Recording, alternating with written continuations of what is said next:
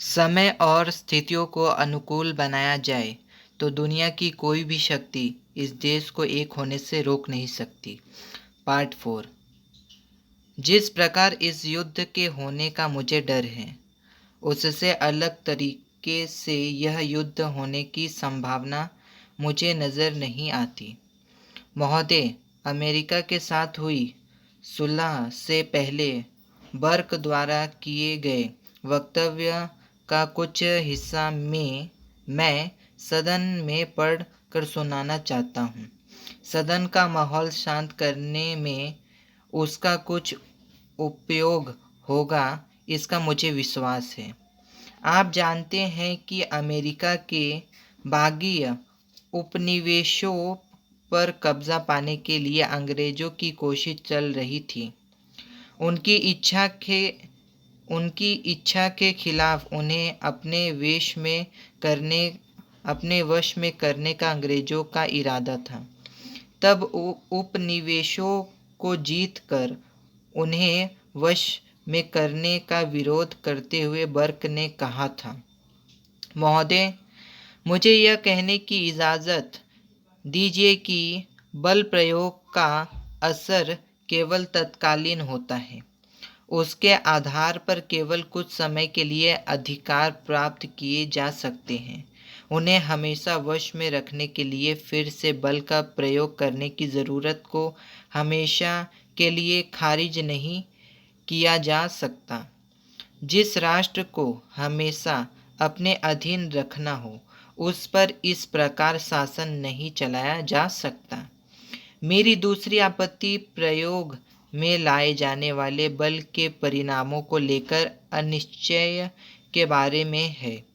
ज़रूरी नहीं कि बल के प्रयोग से हमेशा दहशत ही पैदा हो और तैयार सेना का मतलब जीत नहीं होता।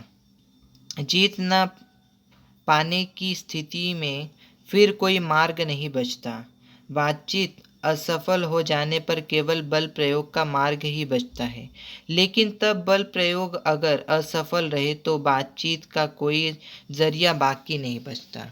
दया के बदले कभी कभी सत्ता और अधिकार पाए जा सकते हैं, लेकिन शक्ति का प्रयोग और पराजित हिंसा से सत्ता और अधिकार भीख में मांगे नहीं जा सकते।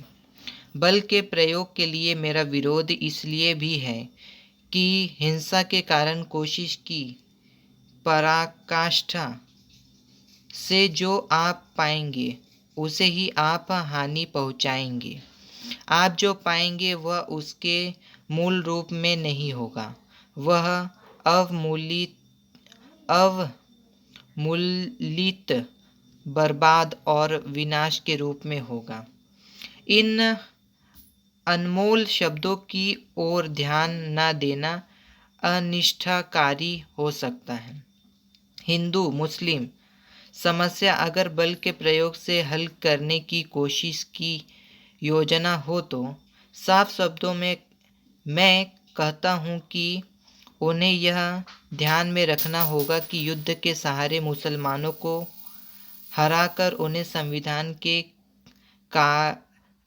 संविधान के दायरे में लाना हो तो उनकी सहमति के बगैर बने संविधान की शरण आने के लिए उन्हें बाध्य किया जाए तो इस देश को हमेशा के लिए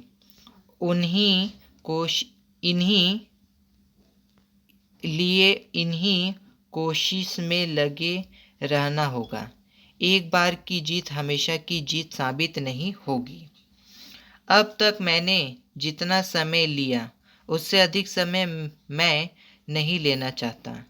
एक बार फिर बर्क को उद्धृत कर मैं भाषण को समाप्त करना चाहता हूँ। बर्क ने एक जगह कहा है कि सत्ता देना आसान है, अक्ल देना मुश्किल है।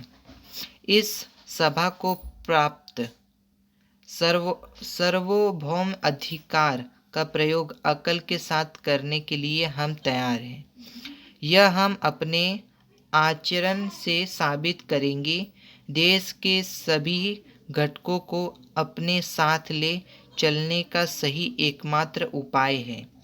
एकता की ओर आगे बढ़ने का इसके अलावा कोई और मार्ग नहीं। इस बारे में आपके मन में कोई आशंका नहीं होनी चाहिए। धन्यवाद।